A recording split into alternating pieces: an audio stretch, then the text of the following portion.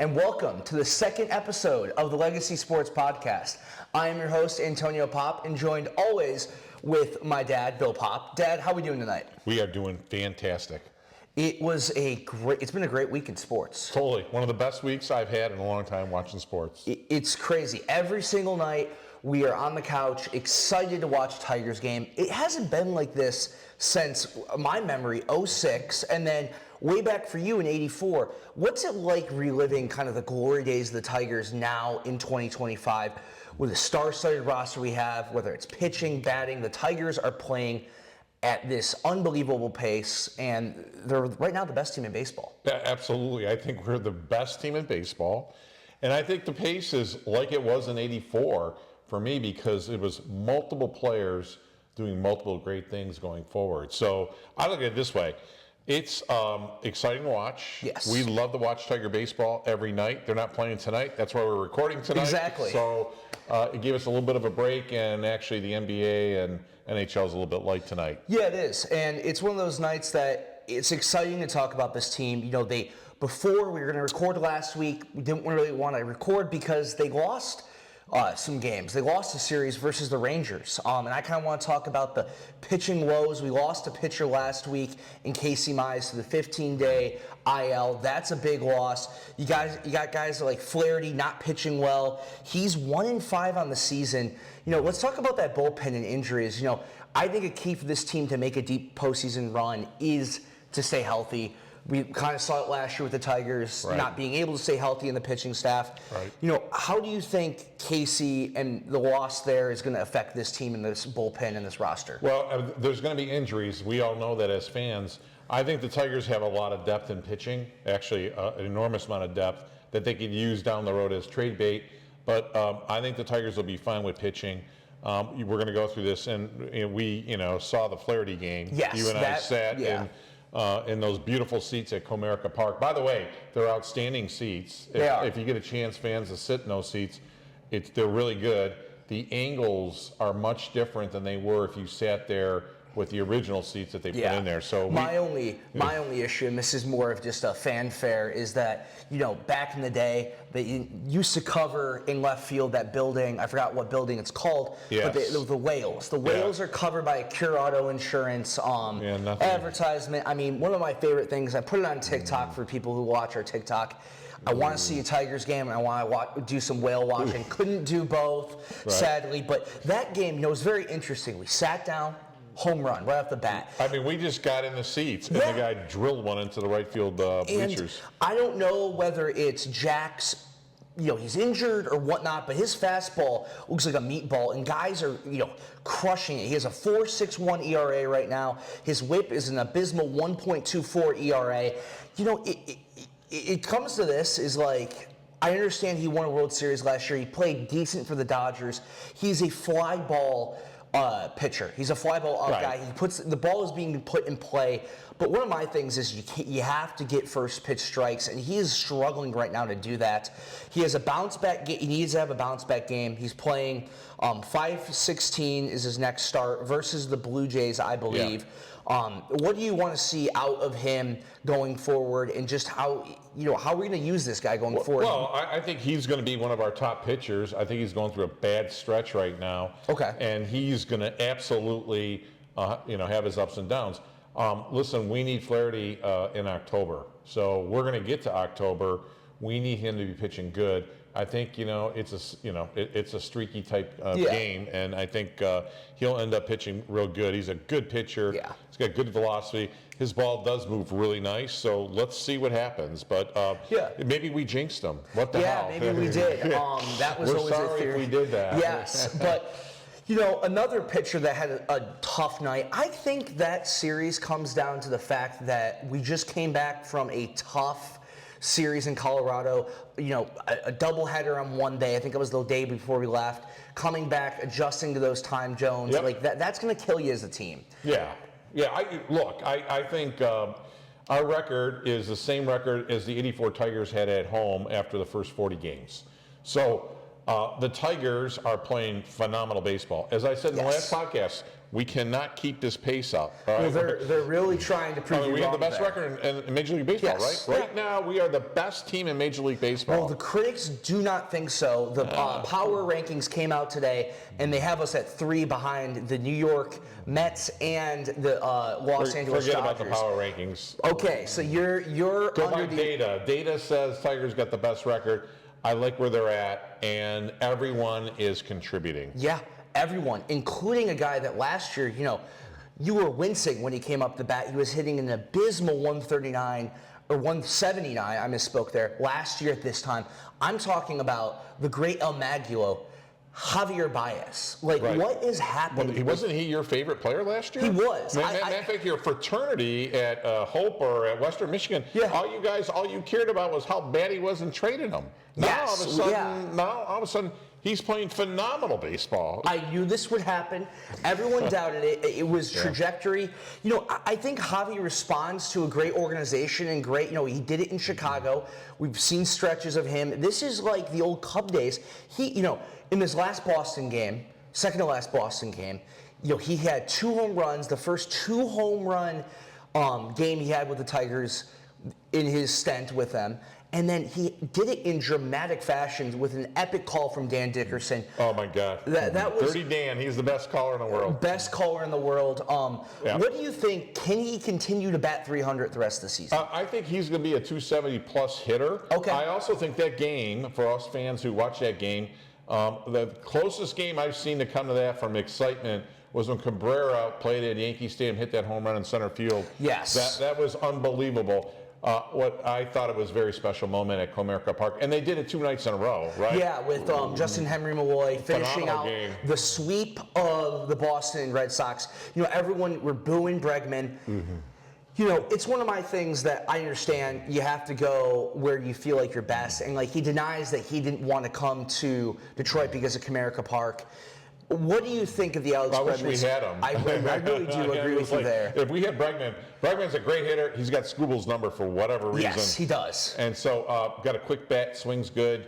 Look, he's a good baseball player. We didn't get him, but we got a couple guys coming back, and I think the roster is going to change quite a bit over the next 30 days. Okay, so you think that Meadows is coming back, I think, and was Verling's coming back. Yes. And so I think the Tigers are going to be in a situation where someone's going to have to go down. Maybe obviously two Yes. people have to go down. Yeah. So it's going to be interesting to see how they, look. It's a great problem to have. It is. Yeah. It is a great problem to have. One of the most interesting problems right now is Spencer Torkelson. He's leading the team in RBIs Right. and home runs. It seems like the guy is the second coming of Prince Fielder, and I don't mean that from a fielding perspective, more from a batting perspective. The guy only hits doubles or home runs. Right. He's batting 240. What do you think of Spencer? Do you think, if he could bat a 275, maybe a 260, would you be okay with that? Are you okay with what he's doing right now, leading the team in home runs? Where are you at with Spencer? So Spence is, I look at it this way. At the beginning of the season, feedback, film and stuff was not out there on his new hitting style and stuff like that. I think we're a quarter through the season. We played 40 games. Teams now are adjusting to him. They are. And it's more difficult for him to hit. I get a sense that he's going to slow down quite a bit. Yeah. I don't know what it is about the swing. But look, what's great about this team, Riley Green is hitting the ball off the cover off the ball. Yeah, right? I mean, he's killing it. He has the most hits on the team with 45. Right, we were worried about him at the beginning of the season. We were definitely. He was striking out. Like, he led the league in strikeouts the first 2 weeks. So it just goes to show you, baseball is about longevity and getting through a long season, and it's a grind and it's a marathon. So these guys are all going to go up and down. Can Torque actually come out of a slump? That's the big calling. That is the big question. And we'll see if he can do that. If he does that, oh my God, we're going to be in great shape. We've got a great lineup, and look, they continue to play really great baseball. They do. And it's so much fun to watch it outside on the patio out there. They do. And one of the great things about this team is, we talked about him earlier, not Spencer Torkelson, Tarek Skubal, my bad for fans out there. He has a team-leading 2.67 ERA. To start off the season, he wasn't doing that hot. He got in a hot streak as of recently. He's playing fantastic. He is. My question to the fans out there and to you right now, after the comments we heard from Scott Harris basically saying Yeah, he was talking this week. he was on the potential of the contract extension. We can't decide where we're going to sign him. It takes two parties and some understanding of the parameters of the deal, and it takes two willingness on both sides to make this happen. What does that mean to you as a fan right now of this squad? Where do you see this team at? And do you think this deal will eventually happen? I don't think the deal is going to happen with the Tigers. He's got another year left. I think next year he'll get traded. I think the Tigers are all in on this year. I also think our pitching staff is so good that eventually we can make up for that situation. By the way, if you think about in a monetary standpoint, the number is going to be $400 million or greater. Okay. So if the Tigers can think about it this way, if the Tigers can afford Skubal at $400 million, their valuation of their baseball team is about $2 billion. Yes. So it doesn't make economical sense. Yeah. And forget about what the Illiches can pay him and stuff like that. Just raw numbers, running a business. It doesn't make sense to sign the guy. Now, I want him signed. I want him to be in Detroit for the next 10 years. I agree. The number's going to be 4. It start with a 4. Okay. And it could, and you never know, it could go to a 5. He might win another Cy Young. He might, and that's a scary thing right there. Now, do you think if it goes to a 5 or maybe even a 6, do you think the reach is worth it? No. For Tarek? No. I think LA and New York, it's worth it. Major League Baseball needs to clean their act up. They need to become more like with a salary cap position to keep teams a little bit more even and stuff like that. Okay. So that's where I think it's going to go. Definitely. So we talked about, obviously, Major League Baseball needing to become more like the other 4 major sports, right? Or 3 ones. Yeah. Three. Yeah. It's one of those things that you talk about signing guys and signing talent, signing Tarek Skubal. The Lions did something very interesting. They've signed all their rookies before minicamp. What does that say to you about this squad? The schedule just released. We're going to get into that. But before we get into that, we got to answer some big questions. What does that say to you about the confidence of this coaching staff? You got 2 new coordinators.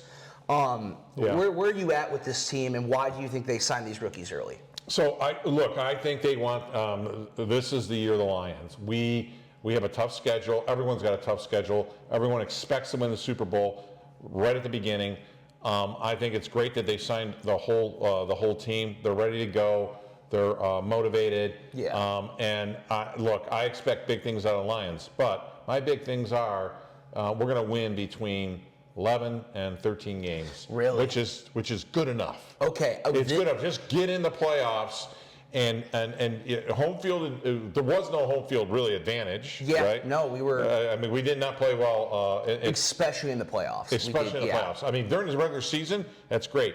This team is all about the Super Bowl. We've got to win the Super Bowl this year.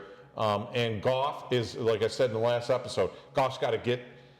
If Goff plays and our offensive line gets better, which we did, in my opinion. Yeah. Then we're going to have a great year. But it all comes down to one game. Just one game. And the Lions can be great and win 15, 16 games. Who cares? You just got to win the one. The last Make it to the playoffs, and the rest is history. Game. Yeah, that's all that matters. Now, you've seen the schedule, right? Yeah. Do you think this team's winning the division? I think it's going to be a run for the money. It'll probably come down to the last game. Okay. How far do you think this team is going in the playoffs with the really heavy schedule they're playing? Well, I think everyone's got a heavy schedule. Everyone got better. I think the Lions will be in the NFC Championship. Okay. So I think we'll get farther than we got last year. Do you think they're playing the Eagles in the NFC Championship? I believe they will. Okay, so that will be a very interesting matchup. Obviously, we will keep following them. Let's get right into the schedule, though, in our predictions. Week 1, September 7th, kicking off the year against Green Bay. I'm excited. I got goosebumps for this game. Where do you think we're ending up? Win or loss? Oh, we're going to win this game. Okay. Green Bay's quarterback is absolutely Love. Yeah, Love, the Love guy. He's absolutely suspect in my mind. Okay, in your mind. So you don't think it was a wide receiver issue? They drafted some wide receivers over the offseason. Nah. You don't think they got better at that position? You think it's still I don't. Jordan Love? Jordan Love is not the quarterback for the Green Bay. For the Green Bay Packers. That's going to take him there. I just don't think he He's got physical ability. I think he panics a little bit too much, in my opinion. All right, now we're going week 2 versus the Bears. Ben Johnson, where do you think we're at with this team? Do you think it's a win or a loss versus the Bears? I think we're going to beat the Bears. Okay, you think we're beating the Bears? Yeah. All right. Week 3 versus the Ravens. I have this as the first loss. I agree with you on the first 2. Yeah. I think the Ravens, with the talent they've gotten in the offseason and with, Derrick Henry leading that backfield and Lamar Jackson, I think it's just too much for Detroit, even with Aiden Hutchinson. Yeah, so I think back. this is a key game for Hutch. If he's back, which it sounds like everything sounds like Hutch is back and he's practicing great. Yeah. I think that it's going to be a challenge. This will be the challenge game for the defensive line for the Lions. Yes, and I don't see them having a good outcome in this game. We'll see how our new pickups in the offseason really adjust there. Yeah. Lee McNeil and but I don't think he's going to be back by then. Well, yeah, no, I'm saying exactly. Right. This is where the rookie really is going to need to step up and play for the Lions. Week 4 versus the Browns, this is a win, obviously. Yeah. Bengals, who do you got there? You got win or loss? I got a loss on the Bengals. Okay, I have a win there. Week 6 versus the Chiefs. I got a loss at the Chiefs. I got a win in the Chiefs. 7 versus the Bucks. We're going to beat the Bucks again. Okay, I have a loss versus the Bucks. I think Baker Mayfield gets the better of us. Week 8, the bye. We got to win the bye week. I've heard it at every level: high school, middle school, college. You got to win the bye week if you're a football team. The only game I won was the bye week. Exactly. You got to win the bye week. It sets the momentum for the rest of the season. You got to practice hard. You got to do the things. You got to do. Getting you good nutrition, you got to rest. You got to be ready for Week 10 versus the Commanders, a rematch of the divisional game last year. I want some revenge here. We're going to win this game. Okay, They're going to come out after them. I think one of the biggest issues was the defensive line not having Aiden Hutchinson. We didn't have a defensive line. Yeah, Zadarius Smith did what he could, but having a two-headed monster. Right. Hopefully he re-signs Zadarius. We'll see what happens. We'll see what happens. And then you got Week 11. You go through the gauntlet. Say you beat the Commanders last year. You go to the Eagles in the NFC Championship, what the path should have been if we won at home. That was a heartbreaking loss. Where do you think we are with the Eagles? I think we win this game. I think we do shock the world, and we do upset the champs. This is a primetime game, Sunday Night Football, November 16th, the day after your birthday, mind you. But we'll be deer hunting. We'll be deer hunting on November 16th. We'll be watching the game from the cabin. We may be actually doing some live streams from there. We'll see how the Wi-Fi holds up there. But then you got November 23rd versus the Giants, a 1 p.m. kick. Yeah. Where do you think we're winning that game? Giants suck. Okay. Yeah, they do. Well, I mean, at this time, we will be able to see where their quarterback is. So maybe it'll be a closer game than they're predicting. But you never know. I agree, a win here. Week 13, again, Packers coming back. I think we might split against the Packers. Not that they have a better quarterback than us, but it just might be one of those emotional games. I agree. Now it's December. We get Cowboys. That's a win. The Cowboys suck.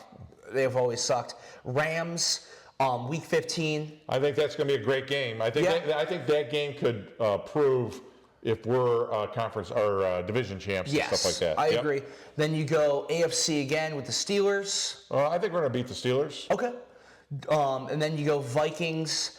4:30 kick, and that is Thursday, and that is actually on Christmas, ladies and gentlemen. I think we're going to lose on fanfare. Christmas. I think you know what, we won last year on that last game, and it proved it was almost like a jinx. I look at it this way: if they lose the last game, they're going to run the table in the playoffs. So you think they're losing?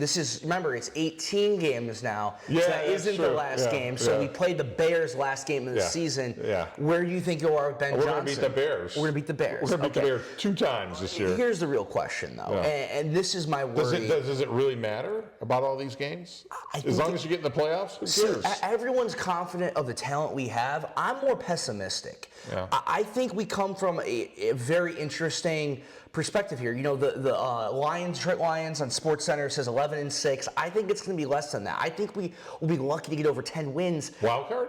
Yeah, I think we're a wild card team this year. Now, that may be crazy. People may be, what are you on, Antonio? I'm on this fact. We lost both our coordinators who set the tone. Ben Johnson is an offensive genius.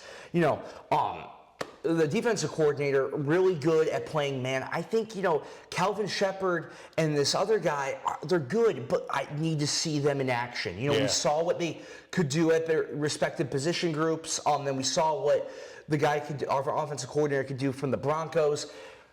I need to see him in Detroit. I really do think it's going to be interesting to see going forward what happens on, another squad. It's going to be very interesting to see going forward are our Detroit Red Wings. Where's Stevie? Right here. Yeah, Stevie is right there, too, for all the folks out there. We got shafted again. And that's the best way to put it. How does a team with 1% chance of getting the top pick in the NHL draft get it in the New York Islanders? Right. So look, I think the NHL and the NBA have turned into the old man like me bingo parlor. Okay. And we turn the bingo balls, and then that's how we determine what the hell's going on. Listen, very factual. I'm tired of it. Why can't the NBA and the NHL do the same thing the NFL does, right? And have a world-class draft. What is so difficult? The worst team in the league gets the first draft. I fully agree versus with the that. Islanders getting the first pick and Yzerman sulking in the stands, right? I mean, we're tired of it. So I look at it this way. They should trade the pick. Okay. Yeah, I agree with that. They should make a massive trade and break up the team. I'm sorry. So, another rebuild?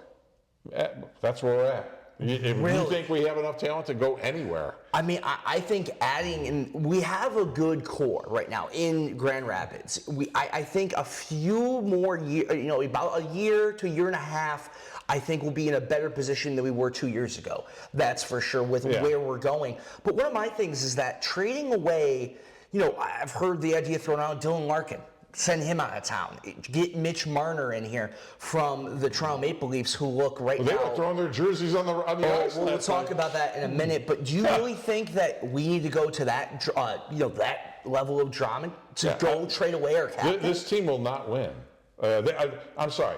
They will be a 500 hockey club. They'll get 86 points, and we will not get into playoffs.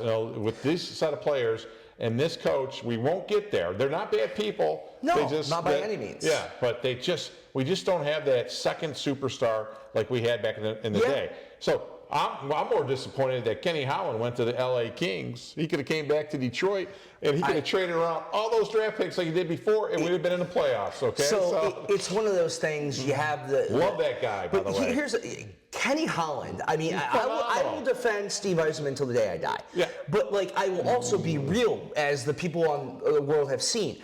I think Steve Yzerman's doing it right. Build the base up. We have a good GR team. Let's translate it. And to give him a year, maybe another year, but I think really this year, I said it in that rant on TikTok, bring the young kids up, because it's about now time that these kids are maturing. You saw Carter Mazer. Obviously, he hurt his elbow. But he's looking good. You got a Casper coming up. You got Lucas Raymond, who's young. We have a good core. Soderblom, Snyder. I could keep going. Yeah. The core is young. Give it time. I don't think the Ken Holland way of trading all these picks away and praying for a Hail Mary is the way of going about it. For 25 years, I would bring him to. Well, he's not 25 yet. I would bring him to playoff games. Yeah. We made the playoffs. We won Stanley Cups, and we were a great team. And Kenny Holland was our general manager. Look at and then he went to Edmonton, and he turned that program around. Look what the Tigers are doing right now. They built through the draft. They have the talent. Steve Yzerman's trying to do that in Detroit. Why not give him another year? Why not be I'm good with giving Steve another year. And I think we all love Steve Yzerman and what he's done for the city and stuff like that. Sometimes it's not your time in certain jobs. Yeah, but maybe this is it. Also, to Steve's defense here, he didn't, Ken Holland, they really didn't have, in the glory days of the Wings, they didn't have the salary cap. So you could pay these guys outrageous amounts of money. And now, the Illiches did, and we won. Exactly. But now you need to, nickel and dime these guys. And that's where, bringing up guys, developing through the system is going to be more successful than the Ken Holland cash and grab. I don't think cash and grab is going to work in today's NHL with how youth. Look at, for the instance, the Dallas Stars. They are the youngest team in the NHL, and they're making a splash in the playoffs. Yeah, and why is that? Because Jimmy Nill who's a Kenny Holland guy, was the assistant GM for the Red Wings, and he went over there and he's done a great job. Yeah. But he's taken youth, he's taken draft picks. And they took the guy from Colorado. Yeah, go Dallas Stars. That's my team now. Okay, so, no, Dallas is looking good. Yeah. But no, it's going to be very interesting to see how this team progresses. I wish he could just put the equipment back on and go skate like he used to. He's a phenomenal hockey player. Yeah, he was. It really definitely one of those things that it's going to be interesting going forward to see how this team is playing. But another team that we really need to look at, and as much as I really want a Canadian team to win the Cup this year, I don't think it's going to happen. It's not going to happen. So it should be Edmonton, Dallas. Is that going to be the finals? I think, and then I think.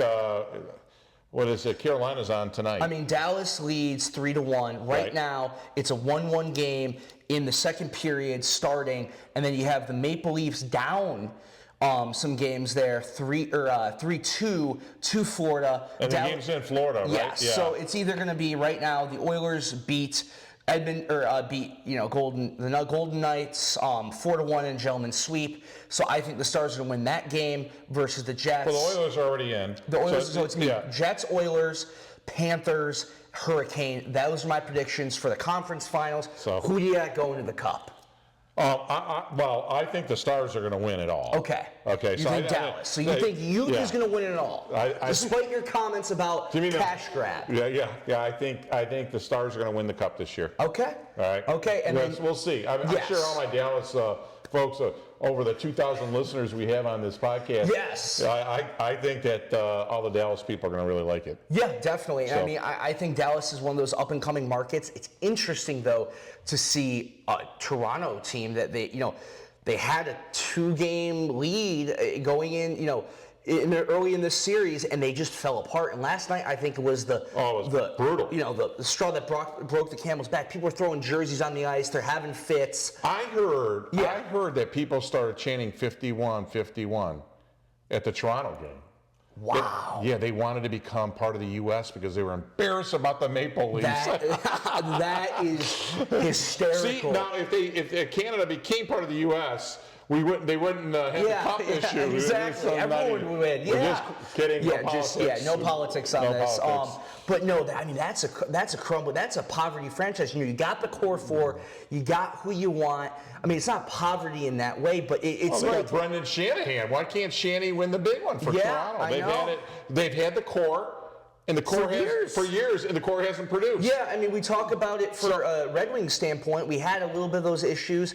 They finally did it. Why did that happen? Because what happened was we had a great core team, and we needed one more player, and that player was Shanny. Shanahan came in, we won the Cup. The old Irish jig after he scores goals, Mickey used to go nuts. Yeah, exactly. I think, going forward, they're going to need that player, so they're going to need to move around some pieces. It'll be very interesting in our own division to see what Toronto does going forward. But another interesting thing looking at this is the NBA playoffs. Right now, you have the Nuggets and Thunder going at it. OKC leads the series 3-2. The Timberwolves just clinched the conference finals in the West. Yeah. Where do you think either the Nuggets or the Thunder, do you think they can beat the Timberwolves? I think so. Okay. Yeah. I think the NBA thing is going to be interesting to me. Yeah. Because the series I'm in love with is Boston, New York. Yes. Because I think New York's just going to choke. Yeah, like Toronto does. Yeah, exactly. It's one of those things that, again, they're up 2-0 in a series. No, they're up. They were up 2-0, then they let Boston back in. They're up 3-2 right now. You see this going to Game 7. You see the Celtics winning this. The game is at the Garden, okay? The Garden, yes. Madison Square Garden. Yes. So if New York loses this next game, Boston's going to win the whole thing. Yes, I fully agree with that. Yeah. I think that the Pacers, obviously are very opposing right now. They beat the Cavaliers, who were the number 1 seed, 4-1 in a gentleman's sweep. We understand that. But the Celtics rout Jason Tatum. Right. So he got injured. So it's one of those things that I was surprised, I think it was last night, that they won despite themselves. Right. I think this is going to be very interesting. conference finals and then championship to see all the drama. I hope a team like the Thunder make it to the finals versus the Celtics. Youth versus the old guard. I like to see that happen, and I like to see it happen in the NHL. But it would be very interesting to see and follow these playoffs. From all of us over here at the Legacy Sports Podcast, we want to thank you for tuning in. Hope you enjoy, and tune in next time. And always remember, like, comment, and subscribe, and go Tigers. Go Tigers.